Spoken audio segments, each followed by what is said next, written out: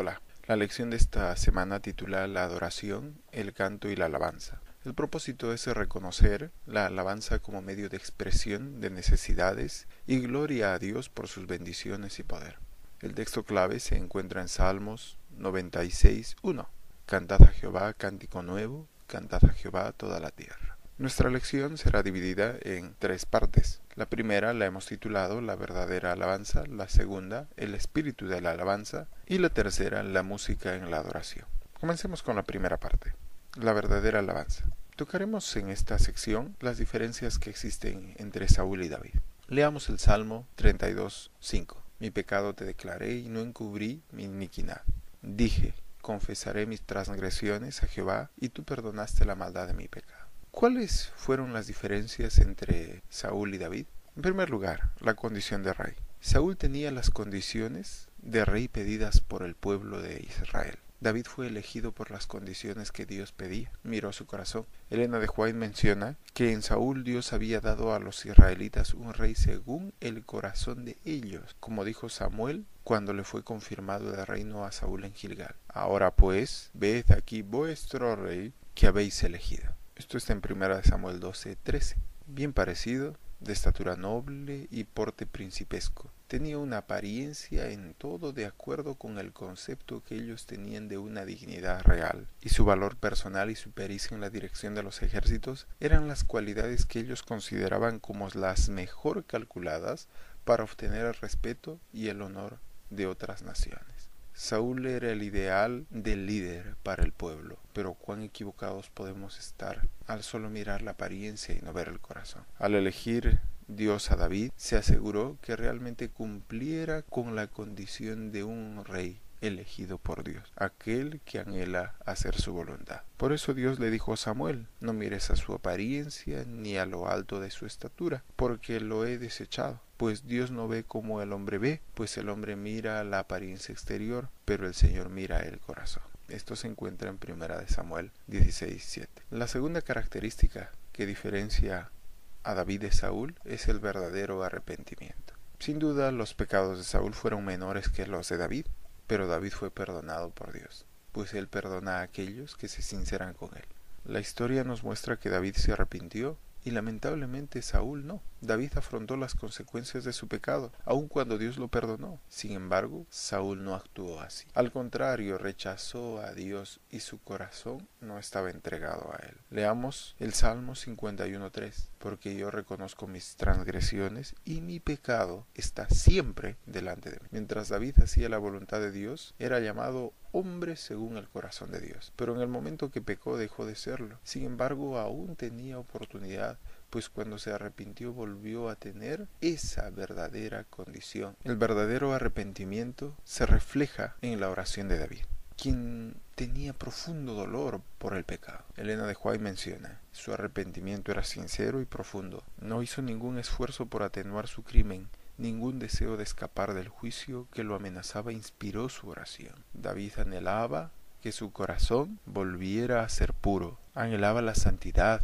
y la restitución a la gloria de Dios. Una tercera diferencia entre David y Saúl fue aceptar al Espíritu Santo. Dios dio el Espíritu Santo a Saúl, pero él no lo aceptó, así que fue rechazado por Dios. Tal vez pensemos que nunca hemos de necesitarlo, cuando tenemos todo a nuestra disposición, pero el día que nos sintamos solos y en la desesperanza buscaremos a Dios, así como sucedió con Saúl en medio de la lucha entre los filisteos. Cuando él sentía que todo estaba perdido, Saúl buscó a Dios, pero él no le respondió. Primera de Samuel 28:6 lo narra así, y Saúl consultó al Señor, pero el Señor no le respondió, ni por sueños, ni por Urim, ni por profetas. Dios podía contestarle, pero lastimosamente los actos de Saúl destruyeron la posibilidad de comunicación.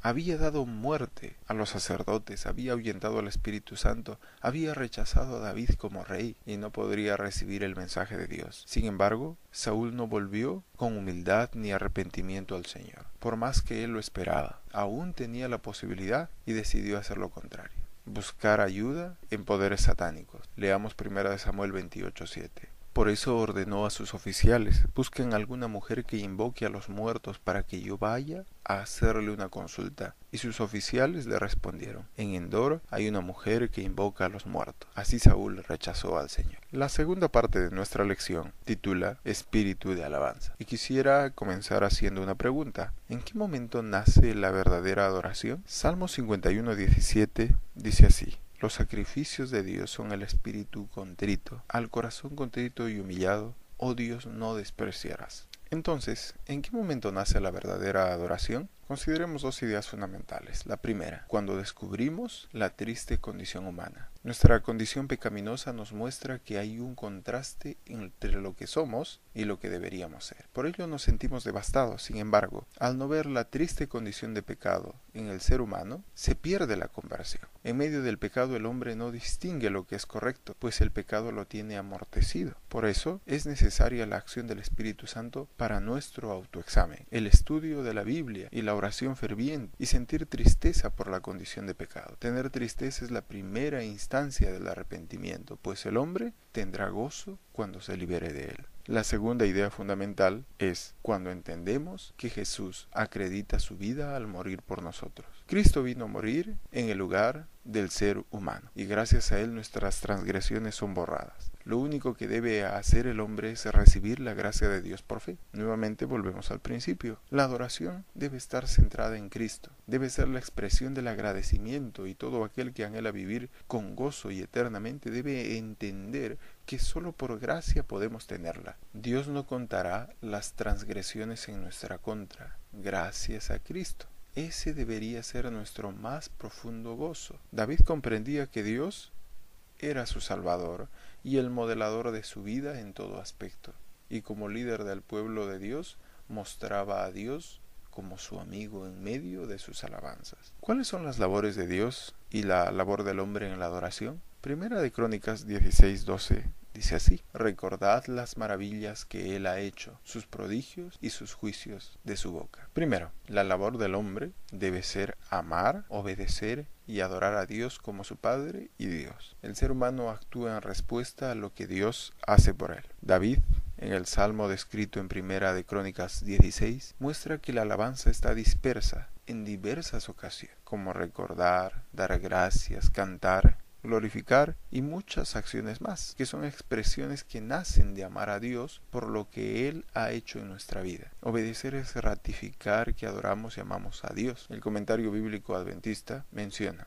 si carece de amor, cualquier servicio que prestemos a Dios o al hombre, no se cumple la ley. Es el amor quien nos protege de violar los 10 mandamientos. Mientras amemos a Dios, no existe la posibilidad de desobedecer a Dios y destruir al prójimo. Es el amor que nos conlleva a hacer lo que Dios pide. En segundo lugar, Dios expresa su poder en proteger, bendecir y conducir a su pueblo. Dios hizo grandes prodigios para darles a los israelitas la tierra prometida. Los alimentó con maná, hizo salir agua de la roca, venció grandes ejércitos, en fin, desplegó todo su poder divino a favor del ser humano.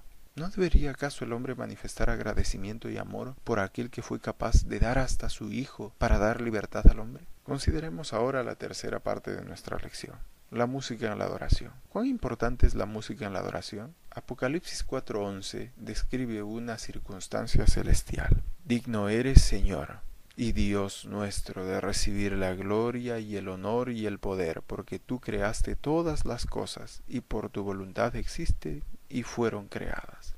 De este versículo podemos disgregar dos ideas importantes. La primera: los seres celestiales alaban a Dios. David expresaba su alabanza a Dios con cánticos, pues estos son indispensables para la adoración. En el cielo los ángeles cantan y alaban al Señor constantemente y tienen como centro de adoración a Jesús, como Creador y Redentor. Elena de White declara: la voz de agradecimiento, alabanza y regocijo se oye en el cielo. Las voces de los ángeles en los cielos se unen con las voces de los hijos de Dios en la tierra, mientras dan honra, gloria y alabanza a Dios y al Cordero por la gran salvación provista. El cristiano alaba al Señor con todo su ser, su mente, sus acciones, sus sentimientos. Todos están unidos en un canto agradable. que debe ser claro, enérgico, profundo para la gloria de Dios y testimonio a los demás. La segunda idea es que todas las culturas entretejen sus costumbres con la música. Pareciera que Dios puso dentro de nosotros la música, pues ésta tiene la propiedad de movernos y tocar nuestro espíritu. Originalmente la música parece que fue creada por Dios para elevarnos hacia Él, pero lamentablemente Satanás ha pervertido la música y despierta los sentimientos más bajos. ¿Cuáles son los criterios para disponer música en la alabanza? Primera de Corintios 10:31 dice: Entonces ya sea que comáis, que bebáis o que hagáis cualquier otra cosa, hacedlo todo para la gloria de Dios. En primer lugar, la música debería elevarnos a Dios. Es indispensable encontrar el equilibrio entre la letra y la música, entre lo sagrado, emocional e intelectual. La música es un medio para grabar información en nuestra vida. Utilicémosla para grabar principios bíblicos y protegernos de las tentaciones. Cuando cantamos nos unimos con huestes angelicales y nos preparamos para vivir en las mansiones celestiales. Cuando alabamos debemos anhelar estar más cerca de Dios y no anhelar quedarnos para disfrutar de placeres carnales y sensuales. Pidamos la dirección de Dios y busquemos la música más apropiada.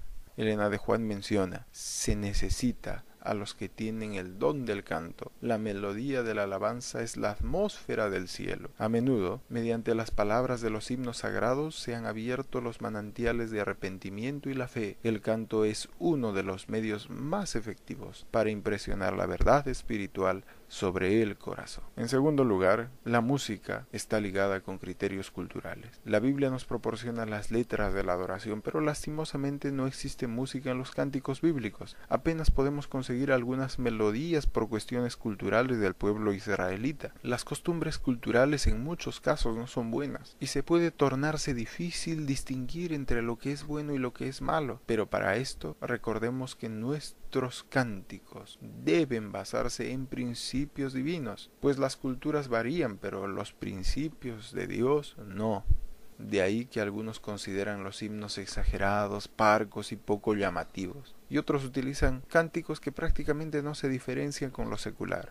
Nuestra alabanza necesita comenzar en el hogar, cuando en medio de la comunión personal pueda distinguirse lo bueno de lo malo, y así como Pablo anhelar meditar y hacer todo lo que es verdadero, todo lo digno, todo lo justo, todo lo puro, todo lo amable, todo lo honorable.